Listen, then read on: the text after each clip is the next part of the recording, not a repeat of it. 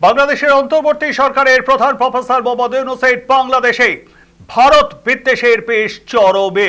আবারও ভারত বিরোধী উস্কানিমূলক মন্তব্য পারের অবসরপ্রাপ্ত সেনা কর্তার। এবার ভারত বিরোধিতায় সুর চড়িয়েছেন বাংলাদেশ সেনার অবসরপ্রাপ্ত কর্তা আব্দুল্লাহিল আমান আজমি। তিনি প্রাক্তন জামাত প্রধান গুলাম আজমের ছেলে। প্রকাশ্যে তার ভারত বিদ্বেষী মন্তব্যে ব্যাপক বিতর্ক শুরু হয়েছে।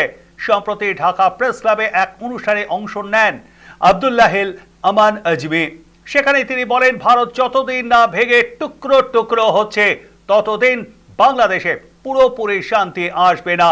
তার আরো দাবি, নয়াদিল্লি বরাবর বাংলাদেশের ভেতরে অস্থিরতার পরিবেশ তৈরি করেছে। এই মর্মে 1975 সাল থেকে 1996 সাল পর্যন্ত পার্বত্য চট্টগ্রাম অঞ্চলে অস্থিরতার জন্য ভারতকেই দায়ী করেন তিনি। উল্লেখ্য, দক্ষিণ পূর্ব বাংলাদেশের চট্টগ্রাম বিভাগের অন্তর্গত 3টি পাহাড়ি জেলা রয়েছে, যা ভারতের সীমান্তবর্তী অঞ্চল। আর এই নিয়েই ভারত বিরোধী মন্তব্য করে বসলেন তিনি।